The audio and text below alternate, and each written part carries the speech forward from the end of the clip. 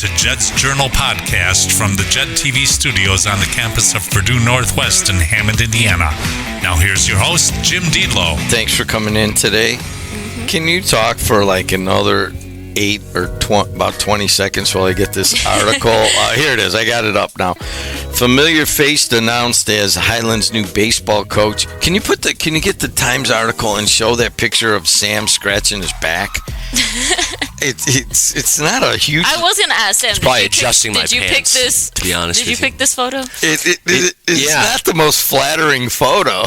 Well, I mean, we don't have too many options. Usually, they don't take a ton of pictures of the assistant baseball coach throughout the. Oh, there it is. There's Sam right there. It's like, is Sam a little trouble in the backside there?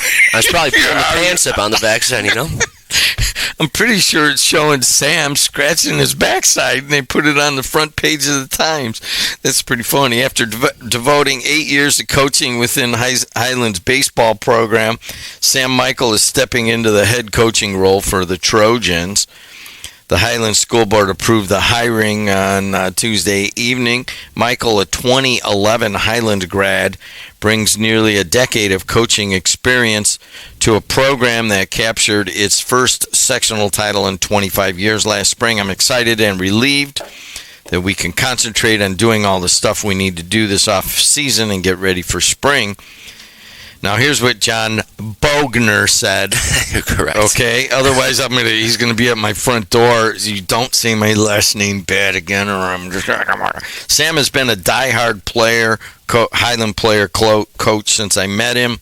His heart is 100% in it for the Highland kids and community. He was an amazing assistant, and I know he will be an amazing head coach. Before you say anything, what do you make of that, Adriana Alvarez? What do you mean, that he's head coach? Yeah. It's about time. That's actually pretty good. Thank you. Yeah, it's about time. Thank you, Sam. How do you feel? Well, I think my quote was right. It's not something I'm excited about because I wanted it. I've coached 11 years, and it was funny. John and I, Coach Bogner and I, had a conversation, I think in about year 2 or 3 of me being on staff with him, and there was somebody in the community who had told him that, you need to keep an eye on that Sam Michel guy. He's going to come for your job one day. And he said that to me. He goes, and we were kind of half joking about it anyways, but I think he was looking for, honesty from me. And I said, Coach, I've never wanted your job, and after coaching with you for 3 years, I absolutely don't want your job. After seeing what you have to deal with outside of the baseball, right? The parents, and we've been really fortunate. I've been coaching 11 years. The amount of conversations and I can't remember any altercations or anything like that. We've had some, strongly worded emails or text messages from people and stuff like that, but that's been about the extent. Cowards who often can't say things to your face, and so they use, like kids do today, use the text message power, and then you see what happens. Somebody made that joke. Lamar Jackson got into an altercation in the NFL over the weekend with a fan, and they pushed him because the guy was messing with his teammate on the side, and whoever was doing the color on the game said that's the texting and tweeting generation now, where they just think they can say whatever they want, and all of a sudden that person's right there and they don't want to say anything anymore, So we've been really fortunate where we haven't dealt with that, but even then the emails and the texts were enough where I'm like, God, I don't want to do this. This isn't coaching. It's 80% managing paperwork and managing the different types of people that you have to deal with, and then there's about 20% where you're actually worried about your first and third coverage. What's going to happen on a bunt?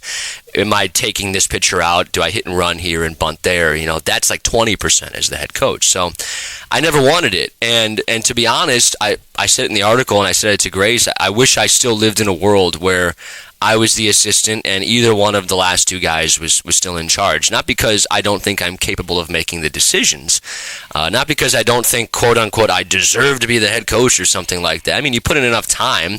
I think my resume is good enough that I deserve the job at this point.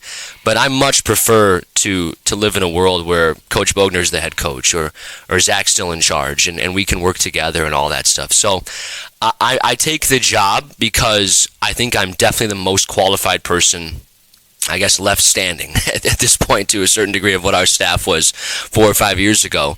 And that's not like, oh, I take it begrudgingly. I take it with a lot of excitement and feeling that we have some really talented players coming. But I also I don't want to have people think I'm an egomaniac and think that I really wanted this job, and behind the scenes I was working to get it, because that is the furthest thing from the truth. Do you believe that, Adriana?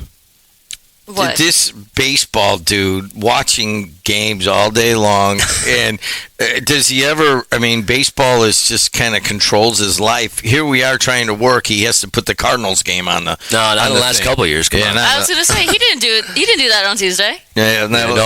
Not in the last 2 or 3 years. I won't. Nobody needs to see Sam, that. all anybody has to do is obviously you're actually saying some of the same things that Pischker says, that he loves coaching but maybe doesn't love the other parts to it. But it is part of the game. But there's still that. I mean, I've seen you coach and be on the field, and I've seen you working on the field and putting your lineups together and so forth. The passion reminds me of the guys that I've known at the high school level, Brian Jennings being one of them, and the late Bob Schinken, certainly Dave Pischker, Sal Aguilar before, the passion at which you go about this job, and it's not really a job, it's like, coaching kids in baseball or students in baseball. You can either call it a job or a passion or whatever, but it seems to be in your blood. And talk about that. Yeah, so that's an interesting thought, and I was thinking about this because I had a feeling you might phrase a question in this kind of way. And my dad had asked me this question probably multiple times over the years, but definitely within the last year or so, and he said something to the effect of, why coaching baseball in the very first part of it, but why does it have to be like here? Why Highland? Because the truth is, I've had other opportunities to go other places. I've had 3 or 4 different offers, and obviously I had to apply to those places. And I did not want you to take those because I didn't think they would work well with running the sports network.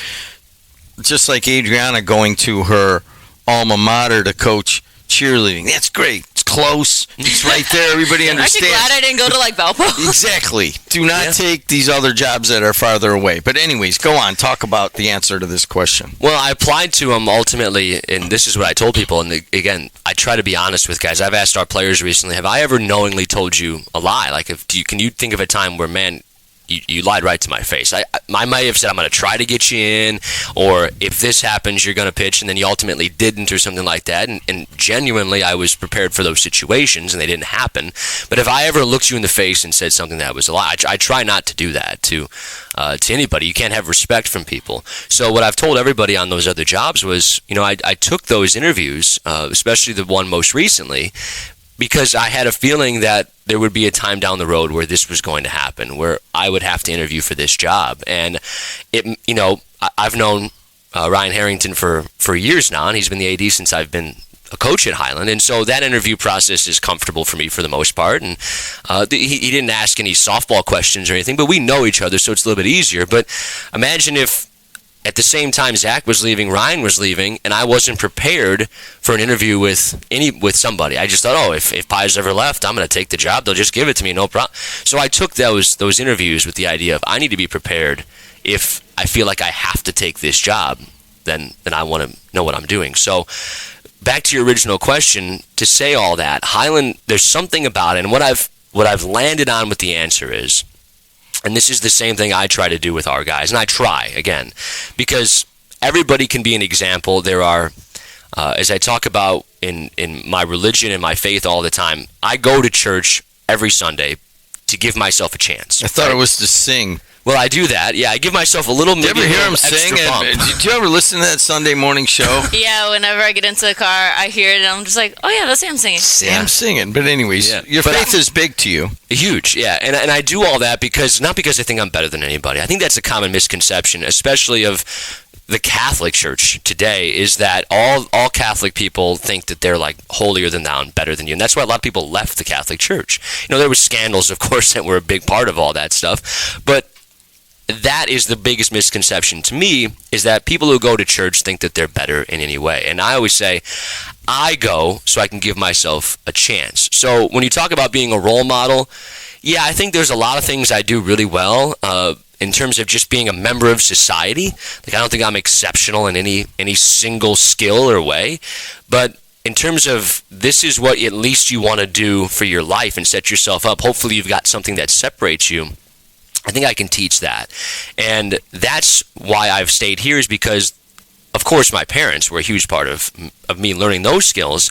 But always I can remember going through elementary school and especially elementary, but even a little bit in middle school or high school, they would ask you, like, I remember being like third grade, here, you got to name 3 role models.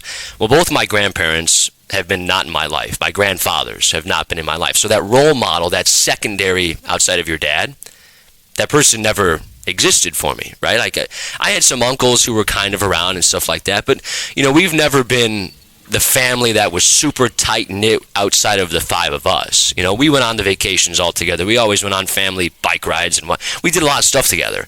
So we weren't always, Christmas, Thanksgiving, for sure. But outside of that, I'm like, well, who are my role models?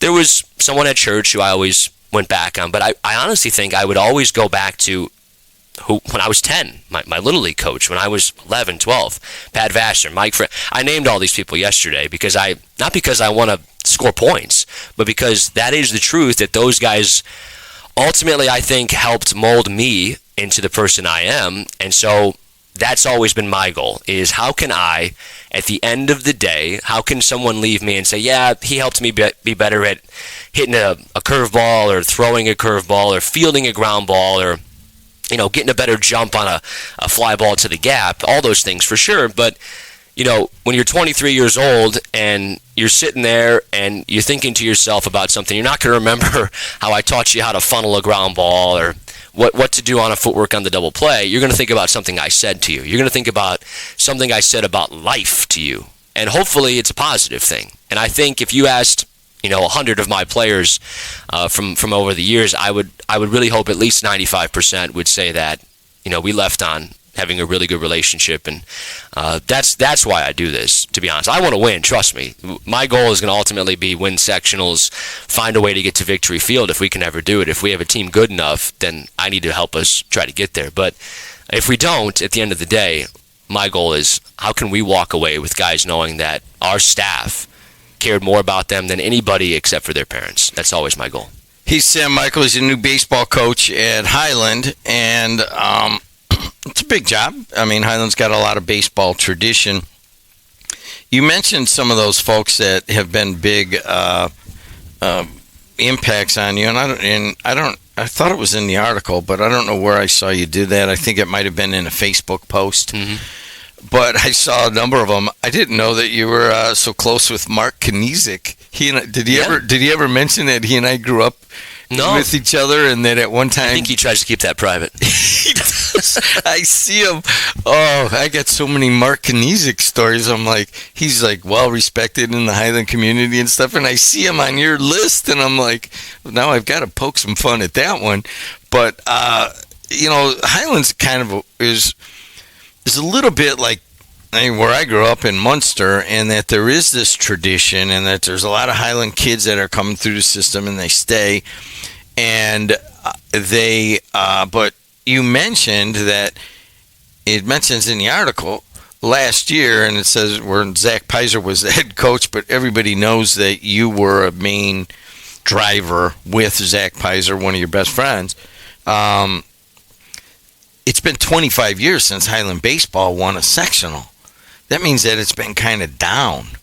How do you make it not down? Well, now it's been 0 years, but yeah. I know that. And I went to the game because I wanted to see some history, and I wanted to see Block Stadium, which it's got to be the best field now in the region. I mean, it's just unbelievable. Very nice. Yeah, it's very nice. Mm-hmm. But, what are your plans to kind of bring that prominence? When I went to high school, Highland was I remember standing as a sophomore shaking in my boots against Tim or Nick Sirkovich, one of the two, the lefty, throwing BBs at like upper 80s. And Highland coming to play was a big deal, and it's kind of just hasn't been there with some of the other schools. How do you change that a little bit? Well, the only thing I can do, and again, when you're a public school, you have to just kind of hope, and you have to hope that there's guys coming, and that's the good news. Is I would have taken the job anyways, right? Like, if we had decent players, if we had not so good players, I honestly believe that this current freshman class and the 8th grade class behind it is as good of back-to-back classes depth-wise as we've had in a long time. And I mean, I go back to 2017, the freshman class that I lucked into, that I got to coach, was full of guys who ultimately and I guess I'm going to use this word, tragically lost their senior season because of COVID. That was 7 guys deep for us that would have all started, and that class was the freshman class I coached, and we had 11 players on that team, and I pretty much played the same 9 guys every day because it was an easy decision. Like, all I had to do was shuffle out who's the pitcher and move them based on that. So I go all the way back to at least 2017 in terms of depth. Yeah, we've had classes that had 2 or 3 players that were really good in it. We've had classes that had 4 guys and 3 of them were studs. But I mean, there are 8 to 10 legitimate. That guy can definitely play varsity baseball one day and help us, not just be the once in a while guy playing left field. He can play a lot. So that's how you do it. And as a coach, your responsibility is, and it's an old chicken before the egg thing, right? Like, how can you get guys to stay if you don't win? And so when you haven't won a sectional in 25 years, it's not as easy of a sell. And so my goal was always, we have to get that away. That has to be wiped. And now that it is, you see, hey, that sectional is an opportunity. And then right behind that, you mentioned Sal. Sal and I had talked about this a lot, and when he was still at Hanover, and he would say, "Hey, man," he goes, Sal Radke. I mean, Sal Aguilar. Yeah, and Sal and I would, yeah. Sorry, that's for Sal. But anyways, Sal and I would say, "Hey, man, you win that sectional, and all of a sudden you're 7 innings away from playing in the semi-state, and all that takes, as long as you're solid and in a game, all that takes is a bad bounce or one pitch or one hit to the gap, and you're going." You're going to semi-state. And I think guys don't realize that. Like, once you win the sectional, do you know how many teams are left across the state in your class? 16. You were part of the Sweet 16 of teams in Class 3A if you win the sectional. That's it. That's all that's left. And then all of a sudden there's only 8 teams left. So that's my goal, is we have to keep all these players here. I talked about that with Grace. The only thing I can do, we started the middle school baseball. The only thing I can do is try to have a great relationship with guys when they're in 6th, 7th, and 8th grade and say, hey, where else would you rather play? You want to play with these guys and this staff, or you want to go somewhere else? And if you make that decision and you do go somewhere else, it's going to be really hard. We're going to make you really think about it, because we're going to show you that, yeah, we're going to have a great time when we're here. We're going to have a lot of fun. When between the white lines, we're really going to play. But we're also going to win, and you want to be a part of that. He's Sam Michel. He's the new head baseball coach at Highland. I think the timing's right. I would have opposed it a couple years ago. In that Sam runs the JED TV Sports Network, but he's been able to build it, and I think it's probably the right time where he has the right people assisting him, and this is all good news. Even when I talk to Harrington, it's just, that's the way to. This is the natural progression. But Sam, you've built up a reputation as running the network and being in the games, and I didn't keep you away from it, but I would not have wanted, while we were building this thing, you couldn't have done both. I think you can do both now, but you're also coming into a time when the rules have changed. So now the importance, and we're going to talk with this Doherty sitting over there, we'll talk to him next, but the importance of a coach has been elevated, because kids can transfer anywhere they want at any time over the weekend, right? Because that's the new rule, and you don't have to sit. And that means that you have to make your facility solid. You have to have the best coaches. You got to play the best schedules. Everything's been kicked up a notch. How do you navigate this new environment? It's difficult. It's a lot of the stuff I just said, and to be clear about what that rule is too, the accepting school has to play ball, right? Like at Highland, we don't have open enrollment, so we don't have the opportunity to take anybody else. And so as a coach, again, to be clear, and I know the article, and I'm not going to tell anybody how to write, and I like Grace a lot, obviously, but I read it, and I'm kind of thinking, man, that almost sounded like I was making this sort of claim that we're going to go out and get people. Well, that's not the claim, number one. And the second part of that is, even if we decided that that's what we're going to do, which would be highly illegal, we can't. Like, there is no way to get a guy into Highland without them living in Highland, unless they got into... We did have open enrollment through the middle school a few years ago, and guys could have gotten grandfathered in and stayed. We do have a couple of those. Actually, one of your good friends, Dave Warple's grandson, is, I think, going to be a pretty good player for us. So, well, I mean, I guess also what it boils down to is that if your kid's really good in 6th, 7th, 8th grade, and you're like, oh, I don't really care where I live, there's plenty of parents that will plop somewhere because of the high school baseball coach. For sure. If the kid has college potential. And quite frankly, right now, the number one, as I could see, the number one sport in the region that's getting high-level Division I scholarships is baseball, followed right by softball. So the coach in baseball is a big deal of who you're going to have. And I know there's dads right now and moms listening right now. They're like, man, I wonder if my kid should play for him. And maybe just stay away from the legal stuff. But it is a very competitive atmosphere right now for the top players. And there's a lot of different ways for them. Basically, if you're in 6th, 7th grade and you're really good and you're throwing it right now, that dad's got to make a decision. Am I in the right town for my kid right now? And sometimes they just move. No, you're 100% right. And I've tried to tell that to people for years. Coaching makes a huge difference. I mean, a huge difference. And a coach isn't a miracle worker. Like, they're not going to walk in and make, wine out of water and give them the loaves of bread and fish to eat, right? They're not Jesus. But at the end of the day, a great coach in basketball can add 2 or 3 wins with just fundamentals, handling the ball, not turning the ball over. Same with football. In baseball, you field it, you throw it, you catch it. You can win a lot of games in high school. Hackett, as Doherty's going to say, gives them an extra 2 or 3 wins. Oh, at least. Bazia is look at Radke the same way at Knox, and certainly Pishker in baseball, and certainly Schinken when he was alive and coaching. Yeah. And, he was there when a friend of mine. But the world has changed, and it is about to change in big ways in high school sports in general. I mean, what is that going to do to baseball? It's a good question. Baseball is tough up here as it is with the weather, and so does it ultimately hurt us, right? Like, my fear as just a Northwest Indiana person would be every year, early March or late March, early April, when we start our official games, a lot of teams around here go to Tennessee or go to at least Indianapolis or Southern Indiana or wherever it might be warmer, because the truth is it's really hard to play here the first week and a half, 2 weeks of our season.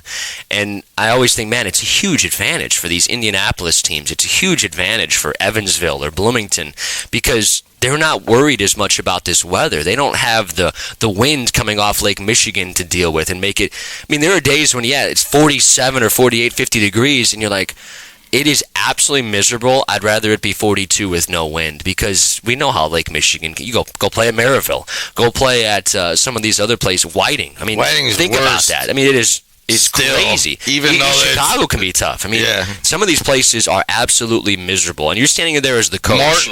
Morton, oh God! You don't realize how close. You don't realize how close Morton is to the lake, and Klein Avenue. Yeah. So you're sitting there, and as a guy who lives this, there have been times early in the season where I'm like, this is the last place in the world I want to be right now. It is that miserable. Let's find a way to score more runs than them and get the heck out of here, because this is awful. Nobody wants to do this.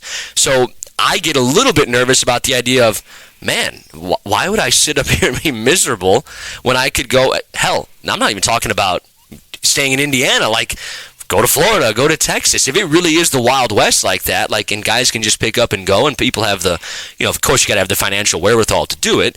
But, man, would I run out of Indiana? I hope not. I hope these guys are all going to stay right here. I'd rather play against really talented guys than have them all leave. So, hey, Adriana, can you pay attention on this question? She is a cheerleading coach now, so and she did it without clearing it from me. Oh, that's unacceptable. Yeah. So I want to know, and people that are affiliates, and they've invested a lot in us, and we've invested a lot in them. I mean, there's tons of high school athletic directors that are listening right now. How are you going to tell them that you're still going to give, you're going to be able to manage Highland Baseball and manage JED TV Sports Network? How are you going to do that? Like in terms of fairness? Because no, I mean, are you going to be? No. Okay. Fair. We know you're going to be fair. I mean, how are you going to manage your time? Well, to be real, I don't think it's going to be that much of a change from the last 2 years. I mean, Zach did a lot, there's no doubt, and especially behind the scenes stuff in terms of dealing with the paperwork and the fundraising and all that stuff. And then, we split the baseball part together a lot, and I spent probably this time he spent on that paperwork I spent on the field. So the best answer I can give is I have to find a staff, and it's proved a little challenging so far. And you go back to coaching, and there's just not as many people who are interested in coaching as there used to be, and there's a lot of reasons for that. The seasons are longer, the stipends never changed, and you're coaching 10 to 12 months out of the year as opposed to 4 or 5. But that's the only way you can survive in this job, period. If I wasn't doing this, if I was teaching all day or whatever my job would be, selling insurance, whatever it could have been, the only way you can survive and balance your time is the baseball part has to have great help. All right, so I wanted to shamelessly plug for that. I think Sam is looking for a baseball staff, and he's got some people in mind. But if you want to contact him, it's just contact him at sam@jedtv.com. We have a deep staff here. Joe Cimino, Adriana, do you think that he could handle many of Sam's duties when it comes to the spring? If Sam trains him and everything, I'm pretty sure he could pick it up. He's one of many, right? Yeah. He's thinking of going to grad school, but let's just take one call and then we'll have to move it along. But so basically, to finish that, I mean, you're looking that you're going to rely a little bit on your assistant baseball coaches and stuff like that, and your assistants here. For sure. Yeah, I mean, that's the plan anyways. I mean, we do so much now. I don't think people understand, and Adriana, you do, in that Sam is not that easy on the people, not nasty, but expects a lot. I was just saying, what you mean? Sam's he expects a lot. Says the morning every time I walk in. He expects a lot from those who work here. And how has that paid off? A lot of people say, well, look at all these people going to Big Ten Network. Look at all these people going to Barstool Sports. And then we have others that have moved on. They don't really work for me. They work for Sam. Mm-hmm. And that is I guess, a compliment to you. And the compliment also goes that you have chosen Rob, you've chosen Sonny. Mulaney was here, and you have these people that have come up, and you have expected a lot out of them, but all of a sudden they go interview someone and they're like, oh, you could do that, you could do that. Well, that's partly because you have pushed them. And I don't know if people really understand that. They're always like, oh, Jed, you're doing this. I go, he didn't work for me. He worked for Sam. Clip that. You could play it for a couple of parents who we'll just leave that continuously. Take a phone call, and then I'm just pushing your kid. I want him to be better. Yes. Don't forget. All right, go ahead. Hey, you're on the air. How are you? Morning, gentlemen and ladies. I just wanted to wish Sam a hearty congratulations. Baseball is obviously something that's in his blood. I mean, we know how much over the years he's volunteered his time for even something as simple as maintaining the fields, and I want to say congratulations. And Sam, obviously you can't say anything to this comment, but I'm seeing down the road with the way that coaches move around from high school to high school and everything, Dave Fisher's going to end up retiring, and you're going to end up going over to Andran. Hang up on this guy, will you? Jeez. That's funny. We have another caller. All right, take one more. Hey, you're on the air. What's up? Good morning. That was a tough call to follow there with that last comment. Did you, spill your coffee on that one? I almost choked on it. Congratulations, Sam. Well-deserved, a long time coming, and a true Highland guy who's put all the time in there as you have, and just wanted to wish you best of luck on the head baseball job at Highland. Thank you, Dave. I appreciate that. This is Bush, Dave Sitkowski. Sitkowski, we talked at length why baseball is so good around here right now and how competitive it is and will be. Now that Sam Michael's in the game, it's going to get even more competitive. But we'll do that on a different level. We're going to bring you in on a podcast and understand why baseball and softball are so good. So get off the phone, right? Yeah, okay. All right. Hey, hang up. Hang up. That's how Leave. Anyway, Sitkowski's really nice, and he calls in and everything. You ever see him coaching?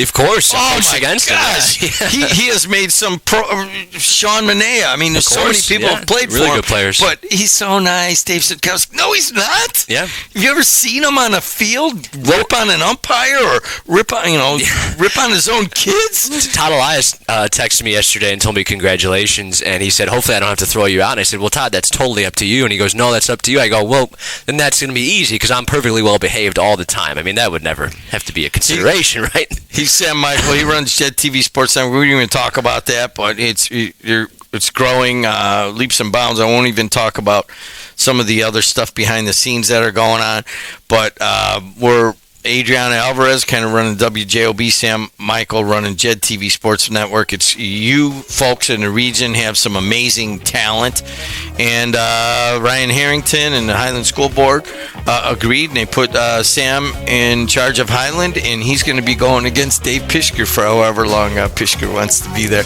And I love that. This is beautiful. Congratulations, Sam. Thank you. You've been listening to JED's Journal podcast from the JED TV studios on the campus of Purdue Northwest in Hammond, Indiana. Thank you for listening.